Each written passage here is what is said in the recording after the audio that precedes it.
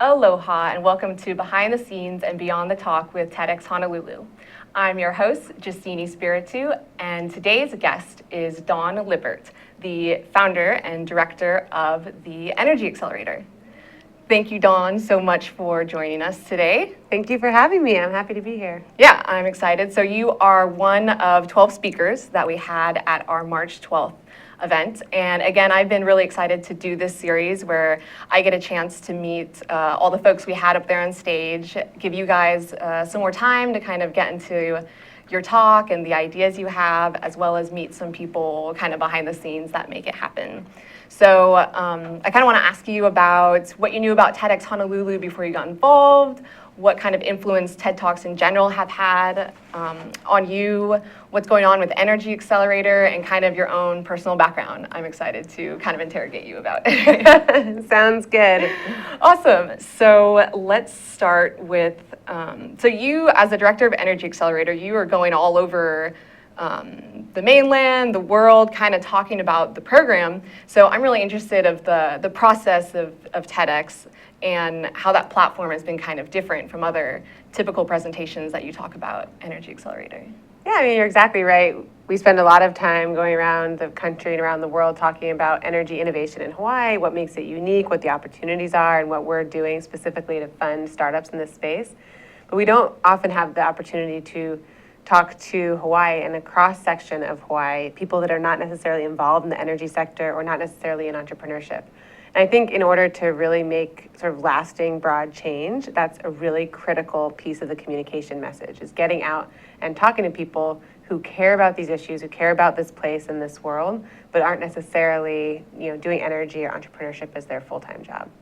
Yeah, that's one of the things we've talked about with the other speakers. Are typically you presenting at conferences that are all about energy, whereas at the TEDx presentation, it's such a diversity of topics, as well as kind of interactive. Did you get a chance to, during the day, spend time talking to the audience or? Yes, absolutely, and meeting a lot of really interesting people who are working on different things.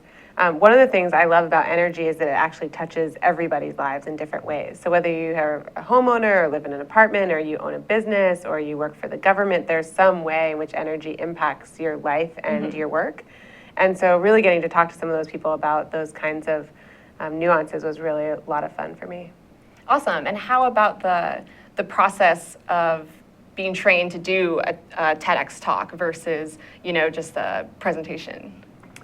Yeah, it was a really interesting process for me. I think one of the things I really love about TEDx and TED is the ability and the really requirement to tell your story more than just talk about what you do, and really tell a story about what you're working on, why it's important, and how it's different.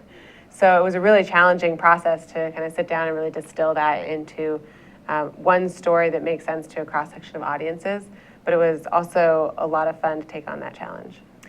And then your talk from when you auditioned, did it kind of evolve then with kind of that in mind and having the speaker trainer? What you presented, is that completely different from what you auditioned with, or?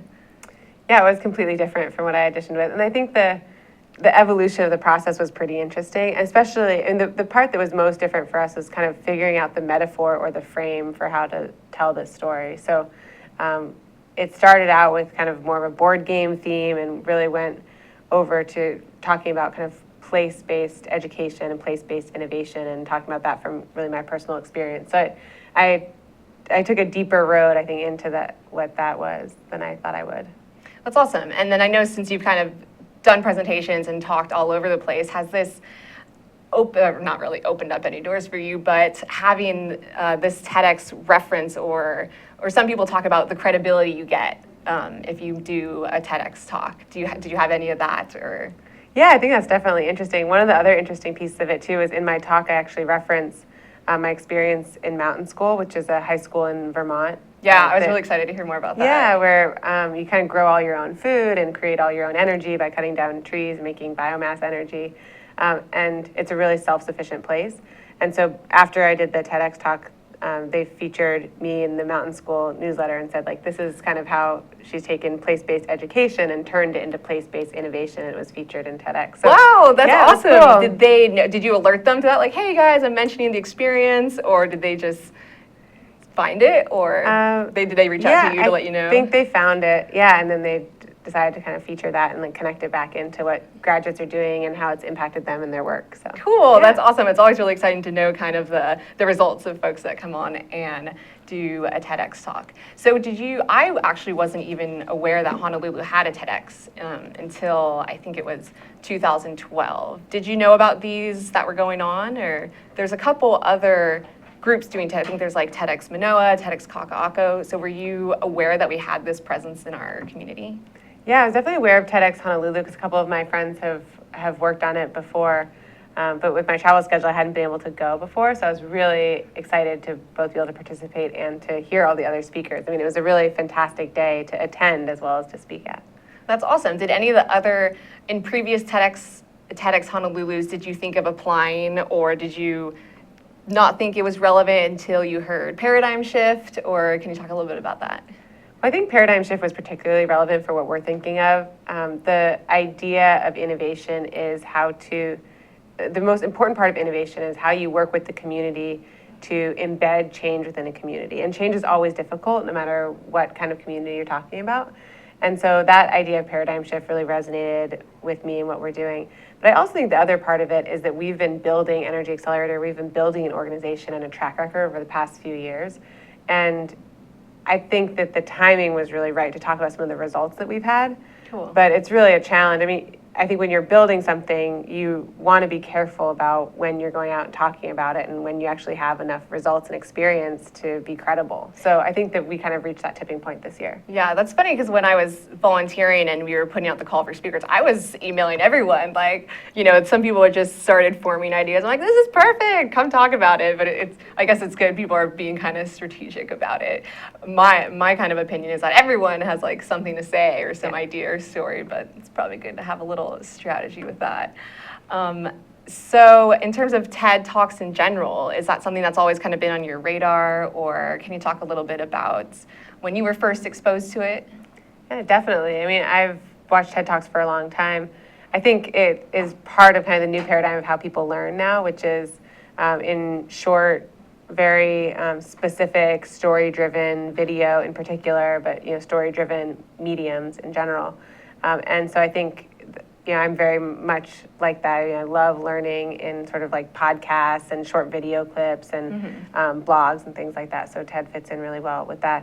And there's a couple of TED Talks in particular that have been, really, I think, important actually at different parts of my career as we've been building different parts of the Energy Accelerator, and some really important, thoughts and data that have come up through TED Talks. That's awesome. When you find one like that seems particularly relevant to your work or your life, is it usually like, wow, I didn't think of it that way? Or is it like, I totally thought that and I just hadn't really articulated it, and like that's exactly what I wanted to say, or like what I was thinking? Yeah, I think it's kind of a variety, but certainly, there's a Dan Pallotta TED Talk on basically why nonprofits are broken. And Energy Accelerator is a nonprofit, but we work with for-profits, we fund startups. So we're in a really interesting sort of, we're right on the line between kind of for-profit and nonprofit, even though organizationally we're a nonprofit. So I've been really interested in, organizationally, is that the right framework? Is that the right structure for us? How does that sort of interact? How does this look compared to other kinds of nonprofits in the space? And so his TED Talk, which is really about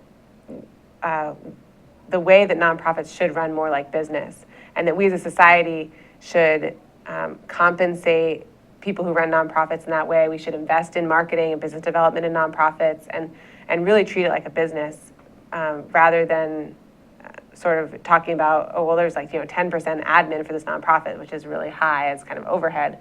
But that's not the right framework to talk about nonprofits. Like, you should talk about them the same way you talk about business, which is not that you care what the business's marketing budget is, but that you care like what results they have at the end of the day. And so it was a really interesting way, and I feel very much like that. I mean, we run our nonprofit as a business, and I think he has some really interesting data and framing around what's wrong with sort of society's perception of what makes a successful nonprofit. Mm-hmm. I mean, maybe that term right there, like nonprofit, is something.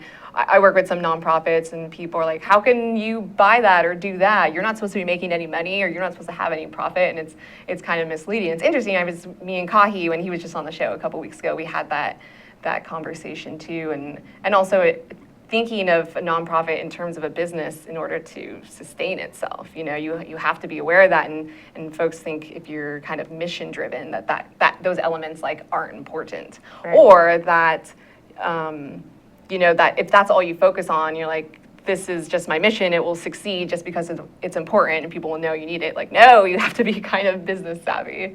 Right. Yeah, Yeah. absolutely. I mean, a nonprofit is really, in my mind, like any other business. And so it's really about showing value, about having a sustainable business model and making sure you're financially sound. I mean, so these are like critical things in any business, and I think it's the same in a nonprofit. So, you know, in 10 minutes or maybe 15 minutes, Dan Pallotta really kind of like broke that down in a TED Talk in a way that I think is really persuasive and interesting for society to reflect back on what is the role of nonprofits and how do we support them in our society. Mm-hmm. And another TED Talk that you mentioned, Mariana Mazzucato. Yeah, Yeah. I was listening to hers and reading some of that, and you know, she talks about the role of government in innovation, and again, she talks a lot about like the narrative and kind of the role we assign to government. But if we limit ourselves to that, we lose a lot of potential. And she brought up kind of like the misperception. If you want to kind of elaborate on that, because that one seems really relevant since Energy Accelerator is all about collaboration, and that was kind of a theme in your talk as well. Yeah, I mean, this is another one that's really highly relevant, like you said, to the Energy Accelerator. So Energy Accelerator is funded primarily with about $30 million from the government, from the U.S. Navy.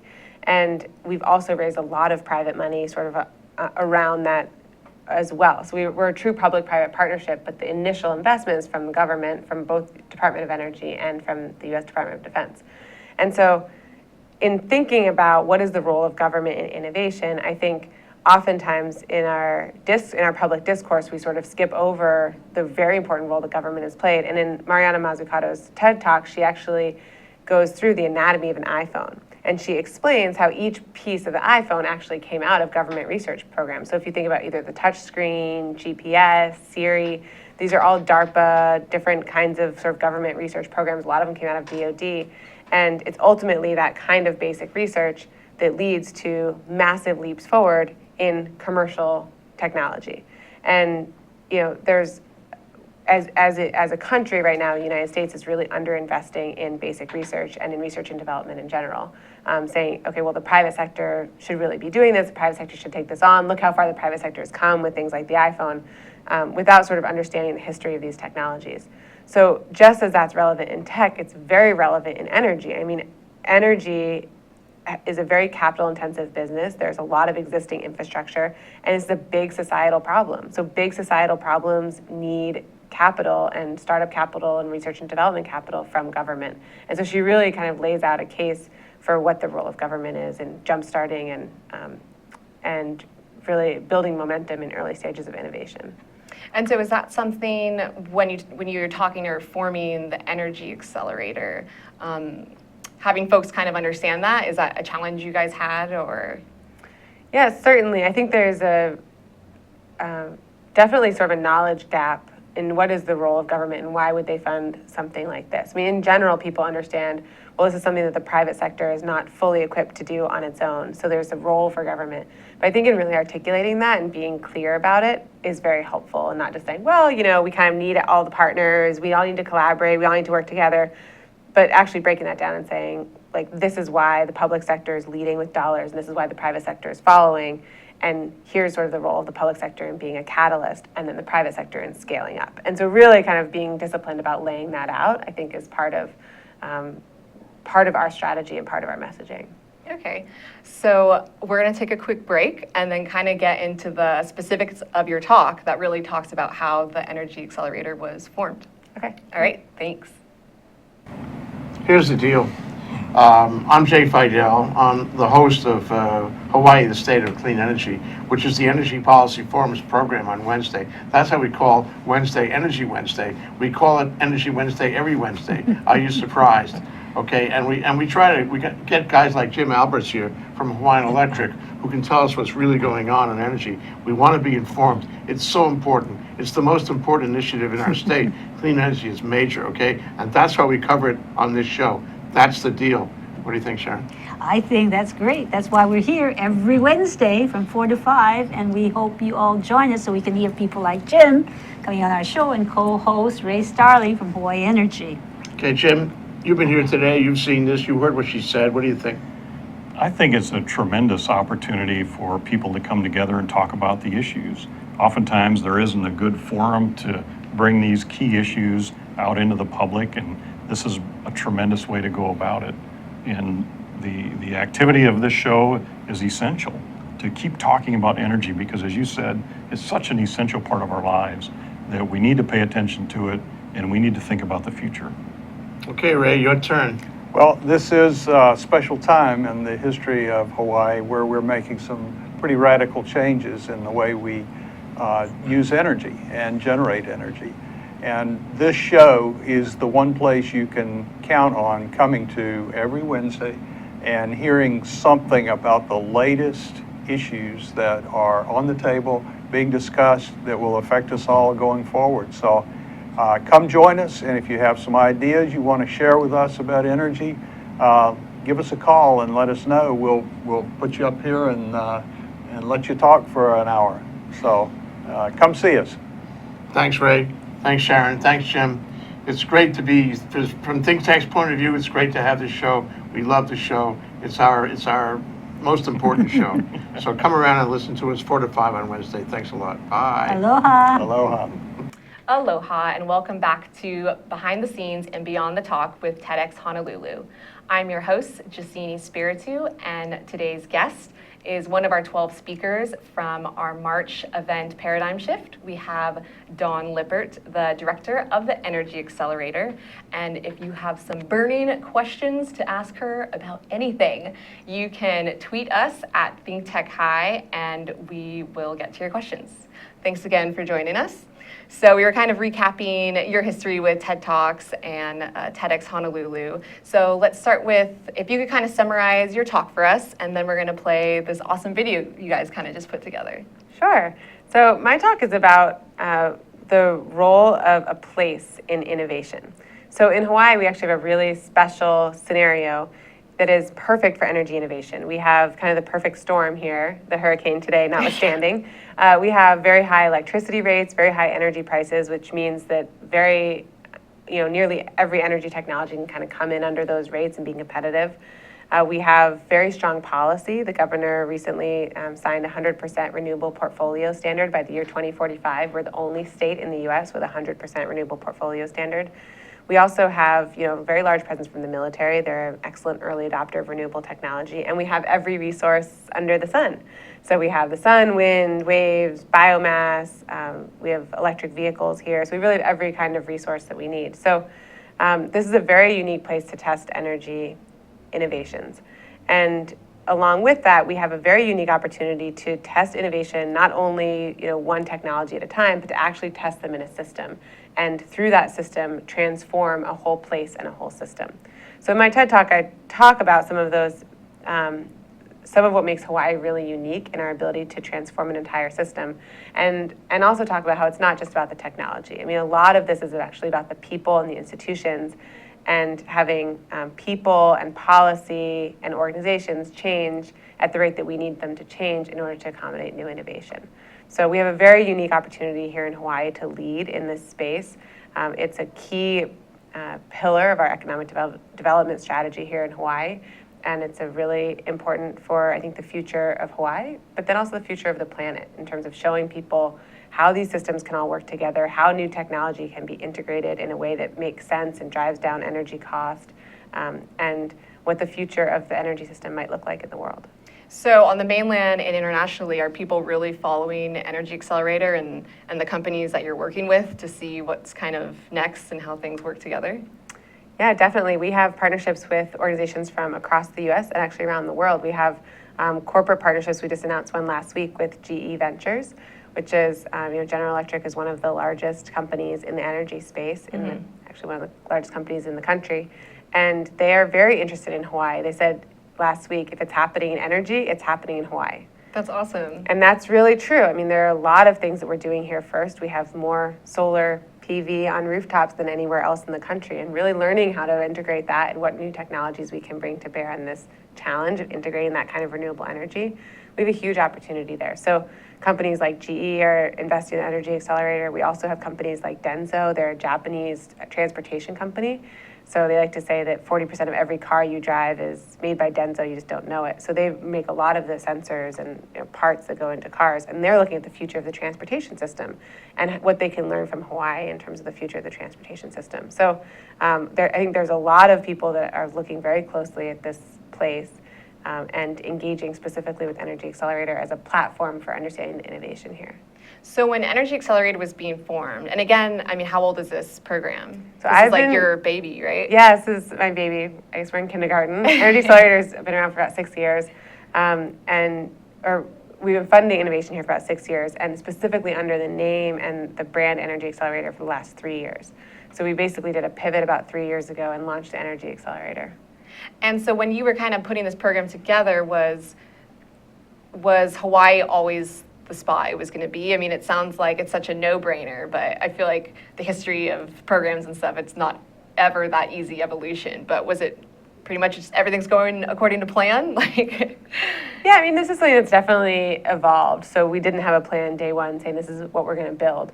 But what we did was we started working with innovators and with entrepreneurs and with different energy technologies starting in 2009 and funding them and sort of providing the resources around them that they also need. So companies need a lot more than just funding at the early stages. They need networks, they need relationships with corporate partners and with strategic customers. They need relationships with the military often. They need help navigating kind of the policy framework and government hurdles as well. So really try to build that infrastructure around companies. And over the last many years, that's turned into the Energy Accelerator. Mm-hmm. And it's really been a process, just like we train our companies to interview their customers, understand what their customers need. We have a very customer-focused strategy at Energy Accelerator, which is constantly listening to our companies, constantly trying to provide what they need to grow. And that's really our mission.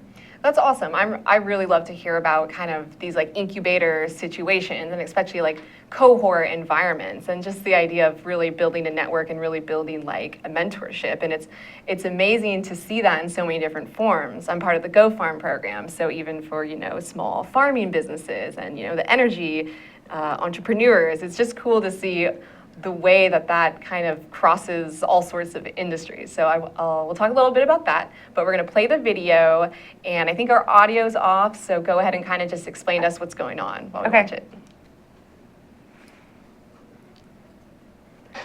So this video is actually from our Silicon Valley trip that we take the companies on every year. So our companies come from all over the country, these companies that are kind of introducing themselves, entrepreneurs. And then we have a couple of weeks with them in Hawaii, and then a week with them in Silicon Valley as well. And we basically train companies throughout these various weeks that we have together with them. So in this video, you're seeing kind of a little bit of our trip to Silicon Valley, where we take companies for a week. We meet with corporate partners, we meet with a lot of investors, and we actually brought them all to Google X to pitch to all these different investors. And here you see Dennis McGinn, he's the Assistant Secretary of the Navy. So he came out to keynote our event for us. A lot of our funding comes from the Navy, and they've been incredible partners. So it's invite only. We invite about 100 investors and corporates to come listen to the companies and the progress they've made and to partner with them. So it was really exciting to be at Google X. This is their brand new facility. They just opened in May. We were there at the end of June. We have some fantastic friends at Google that we work with. And then we kind of run through here all of the companies that we funded. So we funded 32 portfolio companies. And we highlight also in the video that they've raised a total of about $200 million. So this is a video that we use to basically help recruit companies to apply to our program and also to showcase what they've achieved so far. Awesome. That was a little hard to do because it was like so fast paced, but yeah, that's really awesome.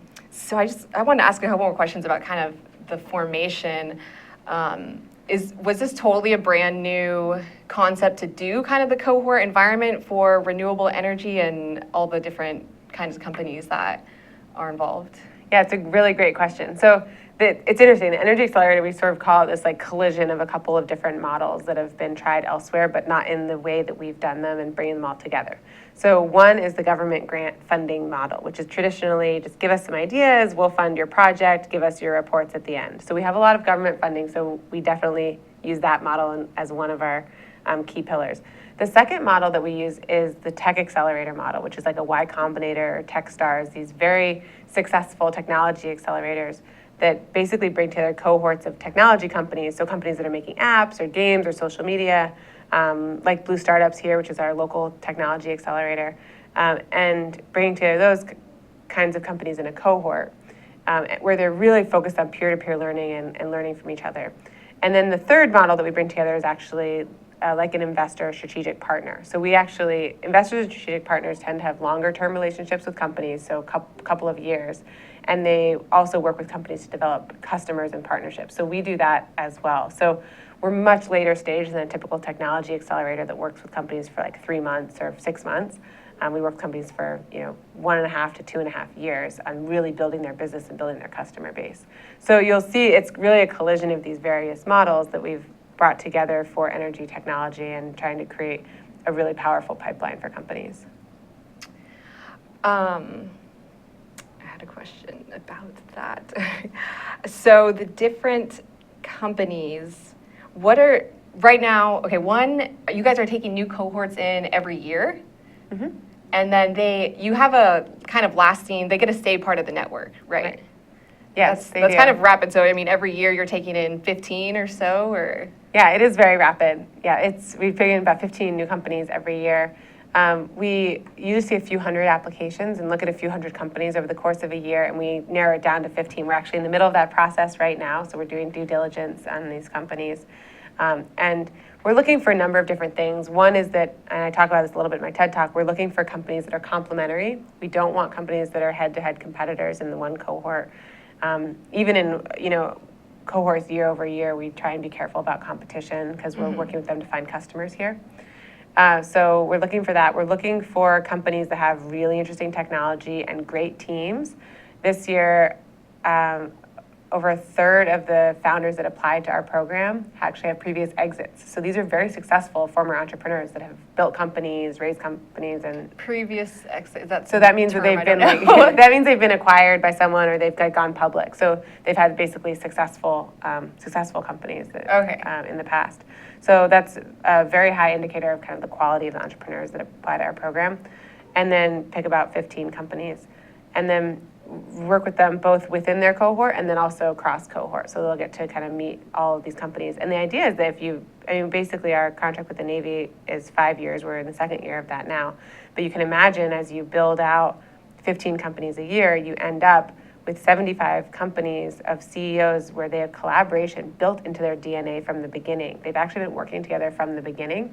And you've built, at this point, a very strong platform on which to really accelerate energy transformation around the world. We basically have these companies that know each other, that work very closely together, that trust each other, that have really been part of Hawaiian values from the beginning. We teach Aloha, we teach Kuleana, we teach Pono, and really bring companies from all over together around those kinds of values. Mm-hmm. I think I've heard some good stories of, bringing in some companies and giving them kind of the lowdown of Hawaii and getting to have that fun of people exposed for the first time, which brings up another question of how many of these companies are local versus international or from the mainland. Do you guys have any kind of ratio of that you like to keep, or? Yeah, it's a great question. We'll actually be releasing our first comprehensive impact report in the next couple of weeks here. So we'll be putting all these numbers out, and really it's actually sort of a roadmap if you wanted to create something like what we've done, exactly how we've done it and how it works.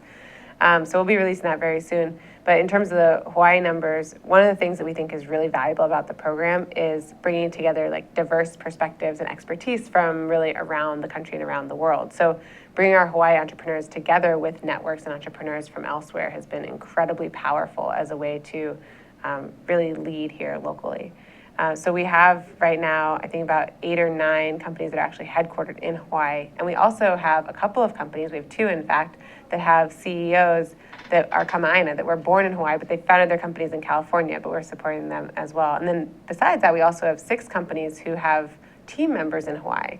So many of these companies have actually moved one of their founders or a key person on their team to Hawaii, and so that kind of enriches our local talent pool here. So all kinds of different models, and as a program, we're very flexible. We want to do what's best for the company. So we want to have a big impact on Hawaii, but ultimately, in order for us to succeed, these companies have to succeed. So we encourage them to do what's best for them.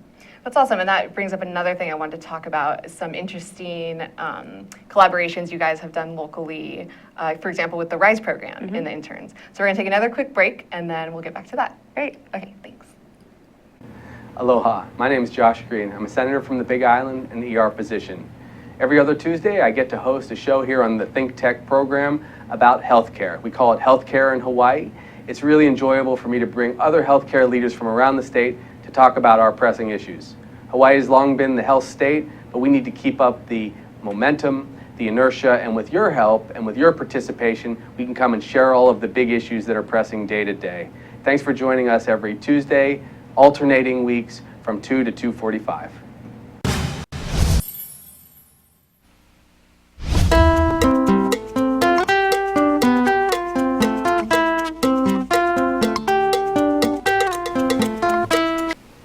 Aloha, how you doing?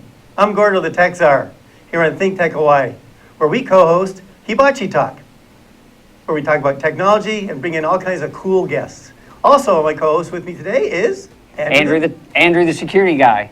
Thanks for watching. Thanks for watching ThinkTech Hawaii, and thanks for watching Hibachi Talk. We also have Angus. And you there, lad. It's Angus. I bring in all kinds of wee things. Oh, look, you see my lips moving.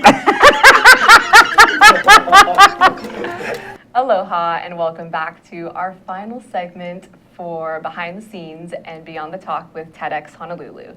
Again, I'm your host, Justine Espiritu, and we have Dawn Lippert from the Energy Accelerator here. So we're just kind of getting into, we got a good explanation of what you guys do, but something I wanted to talk about and kind of emphasize is some of the partnerships and collaborations outside of directly Energy Accelerator or other groups you're working with. And one great example is the RISE program. So that you've had a kind of 2 cohorts of that, or just 1 so far? Yeah, we've had 10 interns come through that in a couple different cohorts. So out of the 10 interns that we've had, we basically have placed them in the different startup companies that we fund. Yeah, that's great. I was a former RISE intern, and it's all about giving folks some paid work experience here in Hawaii. And that's great that they've actually stuck with their companies. It's awesome to give, I think, people at that age and their stage in their career or in college that experience, especially surrounding them with these like innovative and entrepreneurial kind of people. That's such like great exposure and really exciting to hear about. So has that been a big success, and you guys are going to continue that, or? Yeah, I mean, I think it's really important also, and we are looking at continuing that program. It has been really successful. Out of the 10 interns that went through the program, 3 were offered full-time jobs with their startups. I mean, it's really neat to see that actually happen as well, and others are still working in the field and have gotten really sort of deep into this kind of energy innovation space. Like one company, for example, Pono Home, is a local energy efficiency company. So they have a really neat technology a really neat business model where they go into your home for very low cost, and they'll clean out your dryer coils or your refrigerator coils, all the different things. I don't even know what they are. So I'm like a typical person. Like, do you even know what these things are? Where you should clean them out and be more energy efficient and have a more efficient dryer and fridge and change out your faucets and your light bulbs. So they'll come in and do all that stuff for you, and you just basically pay retail price for whatever it is they change in your house. Really cool service. And they had a RISE intern who's now joined them full-time working on all the different pieces of their business. So everything kind of from marketing to operations to inventory and the software they've built, and managing the growth of that business. So I think there's some really exciting opportunities when you bring in interns and some folks that are newer to the workforce into these entrepreneurial roles. I mean, the workforce of the future is going to look really different from how it looked in the last 50 years. It's going to be much more freelance work, much more creative, lots of independent work, and lots of making your own job. And that's basically what we're training these interns to do.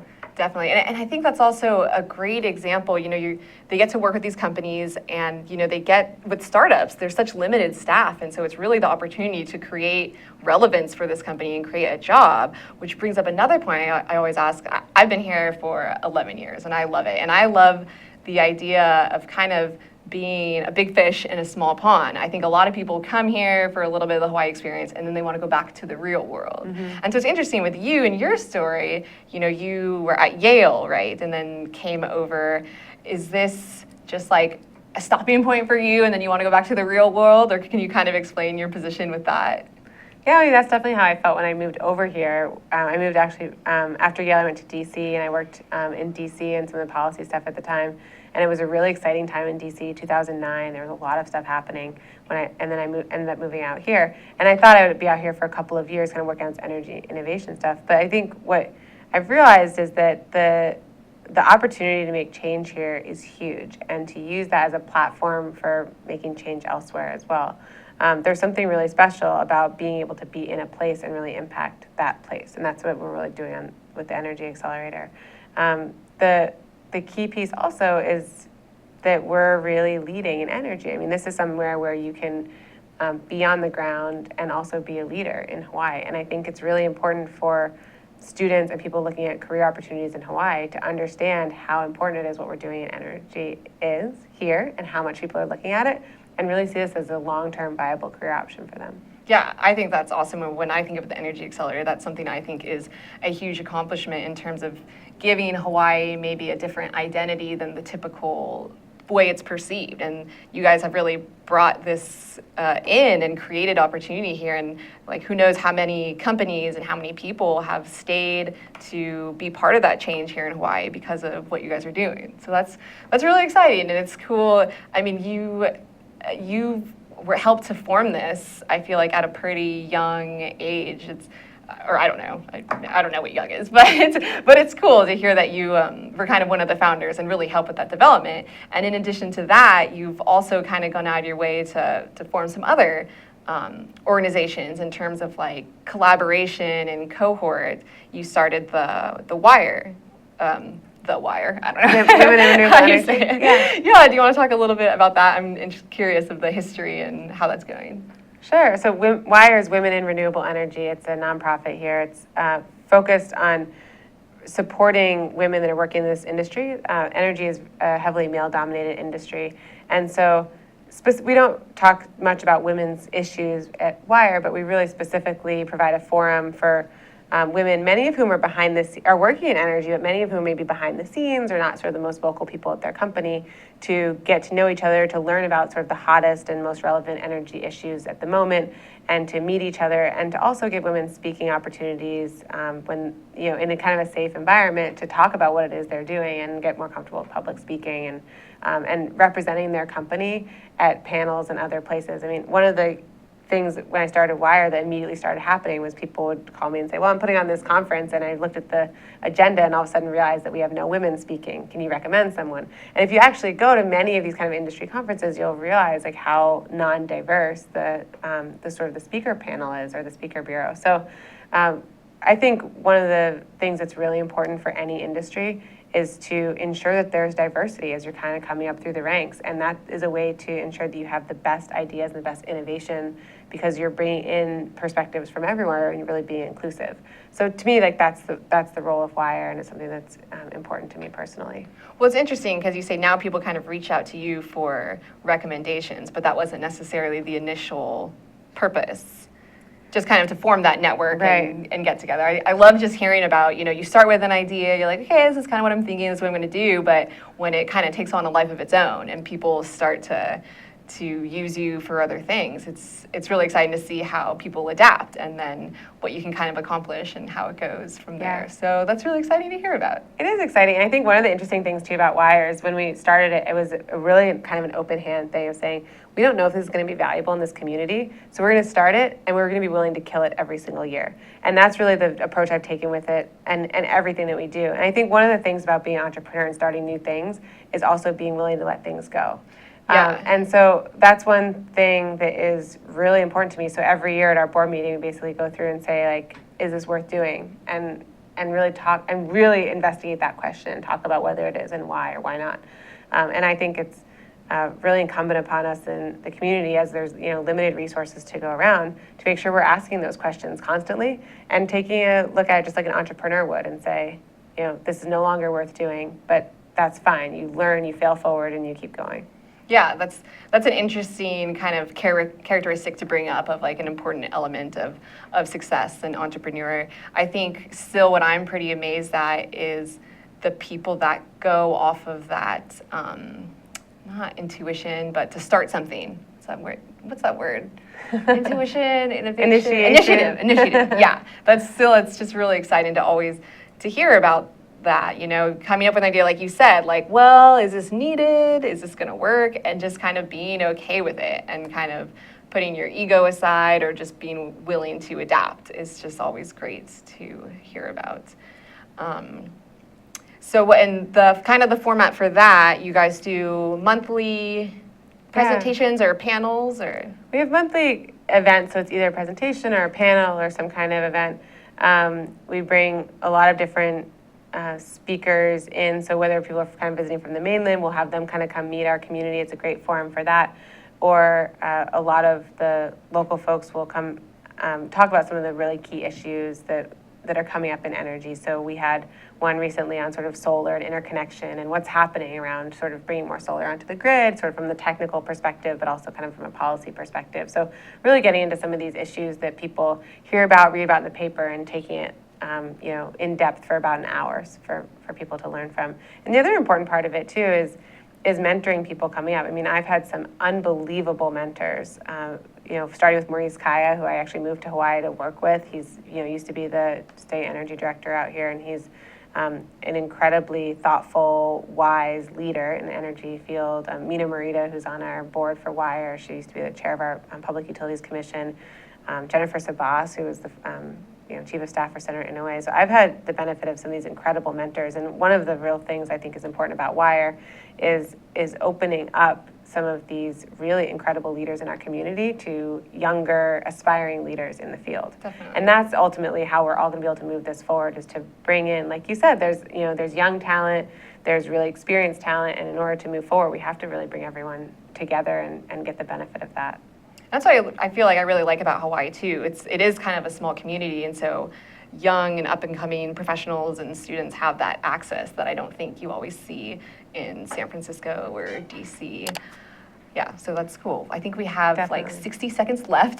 But so one thing I always like to ask people is, so if you had the opportunity to curate your own Tedx Honolulu event, what would your theme be, and maybe 1 or 2 or 3 people that you'd want to speak at it? That's a great question. I think that my theme would be what's next. And one of my dream speakers would probably be Elon Musk. One thing I heard about him is from his cousin, who's the CEO of Solar City, is that Elon Musk has the ability to see around corners. So I think what I would want out of a TEDx event is as many people as I could find, whether folks like him or other entrepreneurs or really sort of interesting thinkers who are seeing around corners and basically tell us, like, what's around these corners? What are we not seeing that's going to happen? This world's going to change things. We live in such a time of accelerating and increasing pace of change, and that's something that really fascinates me. Awesome, cool. So we could send this over to him and maybe see if he's interested in coming and doing that talk. That'd be great. Give my number.